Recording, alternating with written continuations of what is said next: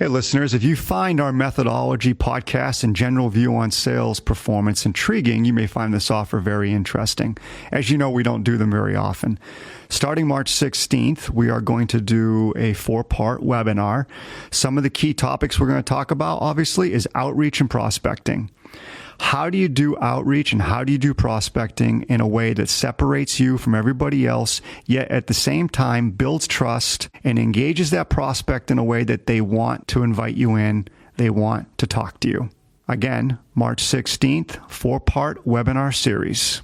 You can go to lappin180.com/webinars and learn more. I'm Dan Lappin, and this is Breaking Sales, a nonconformist take on rejecting the sales status quo. Join the Lappin 180 team as we break the tried and died sales tactics and techniques that are failing you and your prospects. Kristie, it's nice to have you on Breaking Sales. It's good to be here. Awesome. So today, I like what we're going to do. We are going to talk about an experience that you had. Back in November, there was a week where I had received maybe 4, at least, could be as many as 5 solicitations from companies that promised to set 2 and 3 and 4 appointments a week for us with potential clients of ours. They had promised in their emails that they would be able to double our revenue, that they'd be able to help us bring on 8 to 10 $80,000, $100,000, $120,000 clients over just a 3 to 6 month period. I was very curious about that. There was a lot of promises. A lot of promises. In addition to promising that it would free up all of your time and you would no longer have to spend any of your effort in initiation and prospecting. That's correct. So one of the emails read like this: "If so, Dan, let's hop on a call." That's how it started. I wasn't sure what that meant. "We run simple but effective sales strategies for small businesses who can handle 1 to 2 new customers per month. We've done this for over 1,000 different companies over the last 7 years." And that's actually a funny statement based on what you've already just told me before this podcast even started, which I'll let you share with the audience in a minute. "Most small businesses owners get all of their business from referrals. Unfortunately, that means they have no control over their monthly growth. That can be stressful." That's a true statement. "At the same time, nearly all owners agree that outbound sales would help their business. Blank bridges that gap. We build a strategy, prospect list, sales copy," which is interesting, sales copy, even though we are a sales consulting, conversation consulting firm, "and do the actual outreach to open the conversations between you and your prospects. Then you just need to close the deals." That's all we need to do, Kristie, is just close the deals. That's it. That's it. Nothing more. The easy part. The easy part. "Do you have time to talk later today?" Which, for those of you who follow our podcast, know that that is very funny when people ask right away, "Do you have time to talk today, tomorrow, or this week?" A little urgency because they're scarce and attached. "Happy to explain our strategy." And it's signed by someone that you didn't even talk to. Correct. Which is another interesting strategy that these cold calling or outsourced cold calling companies do.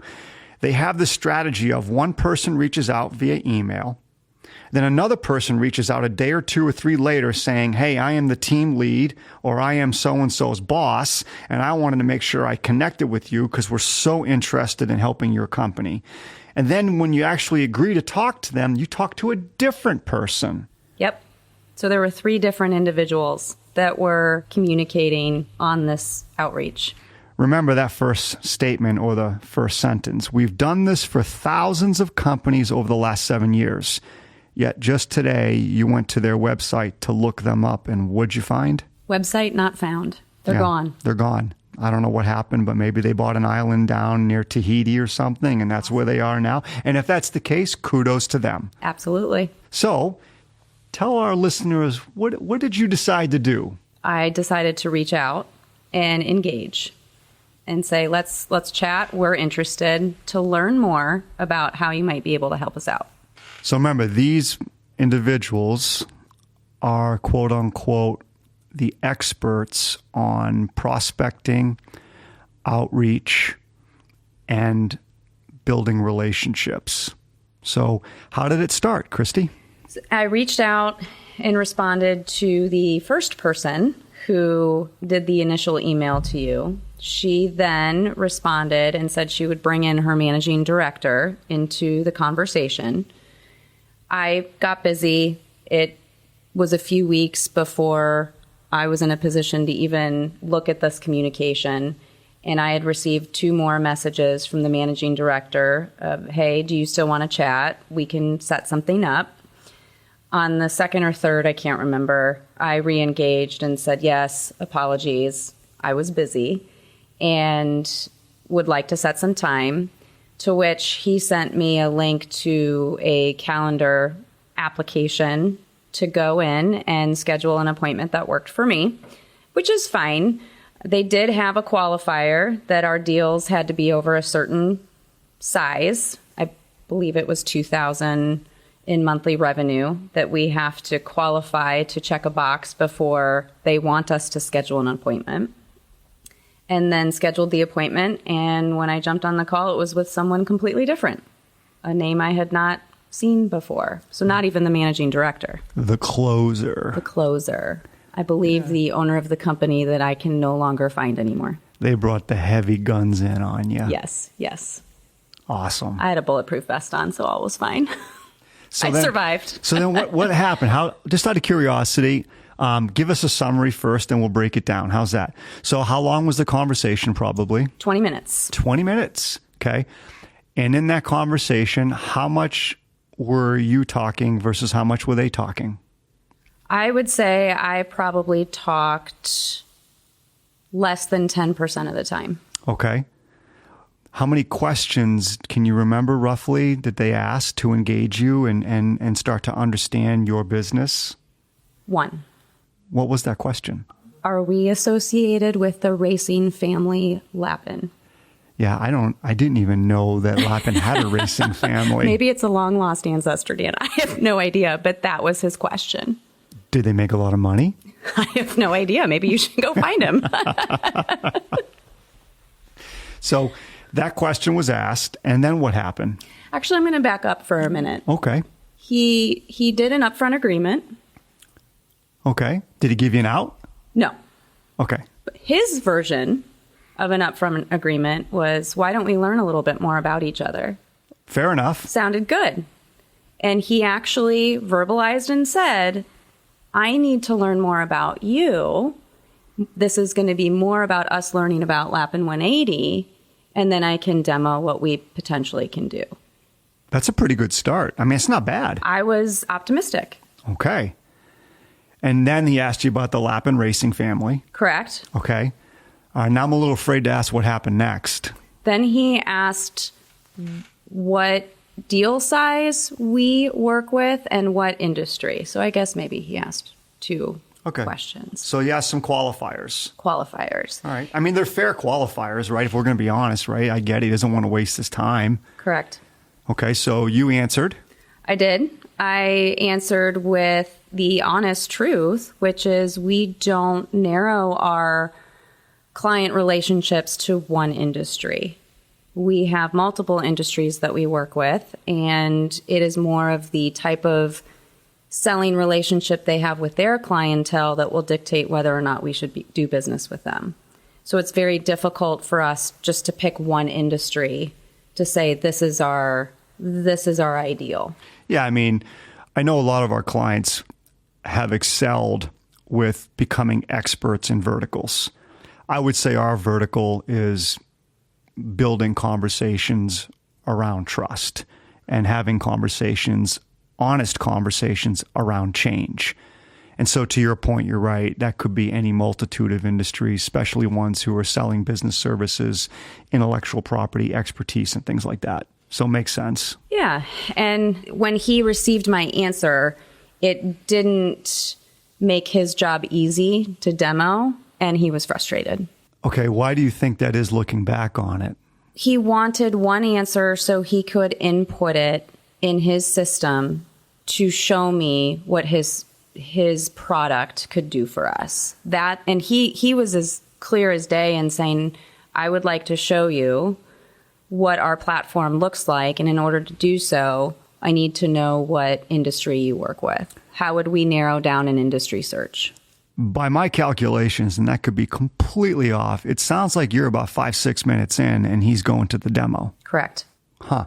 When he had stated he wanted to learn a lot about me. Yeah. You're answering his questions, right? How did the conversation go at the end? Because it was difficult for him to zero in on certain qualifiers, he chose to take the path of, I will send you the information to tell you how this program would work for your business and what we would do for you and the cost. He chose to summarize it in an email because it was too frustrating for him and confusing for him to try to figure it out live on the call. So what do you think frustrated him looking back on it? My answers were not in the box for him. So he needed A plus B plus C equals D or something. You got it. Right. And because there's complexity to our business and complexity in how we do our business. And I made a statement to him. I said, look, this is something that we would have to explore to really figure out what your messaging is when you outreach on behalf of our company to see if it aligns with what we coach. And that completely threw him for a loop. But again, could have been avoided if he had just gone to our website or asked a few questions at the beginning of the call. We wouldn't have gotten to this point where he was so frustrated that he wasn't getting the answers that he wanted to do a demo. We probably would have explored, do we even need to do a demo? And he could have told me then. Instead, it would just ended in his frustration and mine. So you picked up on that he didn't do any research or he didn't really know what we did. Correct. He left that call still not knowing how many employees we have, who owns the company, what we coach, what we do, what we're trying to create or achieve. He was just looking for a yes. He was looking for, is this something that you would be looking for to take time back? You know what I think about based on your experience, because I know some of our clients have on an individual basis hired these types of outreach firms. What these outreach firms typically accelerate in is taking advantage of other people's scarcity. So they have a fast rhythm, fast pace. It's kind of an in-your-face rhythm as well. And those who are scarce about their business, their outreach, the growth of their business, they're probably very susceptible to this quick transaction approach, kind of pushy too. To the point where he was condescending to me. What was the condescending part? Do you remember? When I had shared that we work with a multitude of industries, we work through all levels of the organization, he made a comment, well, if you just take anybody and everybody for cash flow, we're not going to be able to help you. That was his statement to me. You did mention that to me, and I found that odd the first time you told me, and sitting on this podcast with you, I find it odd the second time, given that that's probably the polar opposite of who we are. We're very discerning. Absolutely. I wonder how he came to that conclusion. Again, I think it was sourced out of his, and you could hear it in his voice, his frustration that I was not making a demo easy for him. And that was the response that came out of a place of emotion. You know, this reminds me of, I'm going to take a little tangent here, Kristie, but I had a cup of coffee this morning with someone talking about their business, and very large company, well-known company across the globe. I won't say any names on it. And they're in operations. And they were talking about some of the sales experiences that they had recently. Very similar, where someone came in to solve an integration problem, I think, for them. They needed the solution and they wanted the solution, but it was a budget and a timing scenario that had to be worked through. This is the person I'm speaking to. They were the actual prospect. And when they were communicating to the sales team who was trying to sell them the integration solution, the sales team got frustrated and got annoyed. And we're like, well, why wouldn't you do it now? And what if we gave you a 25% discount? And we have a plan and we have a map. This won't take any time away from your folks. And the person I'm speaking to, who was the prospect, could tell that the sales team that was speaking to them about the integration solution was getting frustrated and annoyed.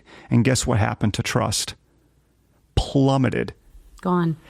The person I spoke to actually left the conversation and had to rethink who they were going to use, because that was such a negative, might be a strong word, but a poor experience. And it was a telling one. So, when you're sharing about him being frustrated and your immediate response was that you picked up on it and you just started distancing yourself even more in the conversation. And so for our listeners, right, the key here is you're going to get frustrated sometimes because you cannot control the other human being. You're going to have disappointment, and we all know what you got to do. You got to learn to compartmentalize those emotions. You can't let them feed in because they have a direct correlation with the trust. Even if your solution is the perfect solution, if you start to deteriorate trust, it's not going to go anywhere. Right. And I know that was a big takeaway that you had from this experience, that there was absolutely no trust. And it might have been a 0 to start, but it went to a -10 by the time it was over. That may be generous. It was tough. And I think that if he had only opened himself up to learning first, it could have gone a completely different direction. Get to know me, get to know what we do, get to know how we do it, get to know what we might be working through and what we do on our own and what we might need help with. Basic curiosity wasn't even there. Yeah, it's so true. I mean, when sales professionals, and I think back on my career way back, absolutely, when we get frustrated, annoyed, or disappointed, we lose our ability to stay curious, to think clearly. We lose our ability to listen and to be objective. Frustration, disappointment, annoyance, anxiety, hesitation, all of that, it takes us completely out of our game. Anything else you'd like to add about the experience that we haven't covered? I think that some of the other observations that might help others and that are listening is mirror energy. He was a very fast talker, going a mile a minute, telling me how great he felt his solution was, and the enthusiasm was through the roof. And that alone had my guard up. That alone said, okay, this guy's coming on a little strong. Paired with not asking any questions, paired with trying to get me in the box, paired with all of the other things. If he had slowed down, it probably would have, even if he had done the same thing, felt a little bit better. And so paying attention to the little things of how is my energy? Am I coming on a little too strong? Do I need to dial it back a bit so I can be patient in the conversation, listen, and demonstrate that I'm doing that just through my energy is huge. Yeah, we've talked about that lots of times here, about energy, enthusiasm, and we have to be mindful. It's great to have energy, and it's awesome to have conviction about what you do. That's perfect, but you have to manage it and use it judiciously. You have to learn how to be more energetic or enthusiastic if the prospect is showing energy, enthusiasm. If they're not showing it, you have to learn to dial it down. To your point, you have to mirror. You can't jump way out ahead, because enthusiasm actually creates skepticism. Mm-hmm. And I'm innately a bit of a skeptic. You are, but you do have high energy. I do. Yeah, you do. You're one of those individuals that you have really good energy almost all the time. So it was interesting that just didn't match. Did you just give me a compliment, Dan? I might have. Oh, well, I appreciate that. Thank you. So, Kristie, we talked about a lot, and don't forget the compliment I gave you. I'm going to write that down and keep it by my computer every day. Anything we haven't covered that you would like our listeners to remember as just a good learning experience from this? In reflecting on it, I feel that the catalyst that set this off into the experience it became started with an assumption that was made. And the assumption was made by this gentleman that when I reached out and said, I would like to learn more, this might be something we're interested in, he took that and assumed that I was in a buying mode and that I just needed to hear the great things that this could do, and I would be there. And that set the tone and the stage for the entire experience that was created. And for me, it was a bad one because that's not where I was. And when we make assumptions, what happens to our mindset and our skill? It plummets like that trust that you described plummeting. Yeah, we tend to get sloppy. Yep. All right, listeners, don't make assumptions. Stay away from getting sloppy. Thanks for listening to Breaking Sales. If you want to get engaged with us outside of the podcast, be sure to go to our website, lappin180.com. Go to Contact Us. You can also engage with us on LinkedIn at Dan Lappin or Lappin180.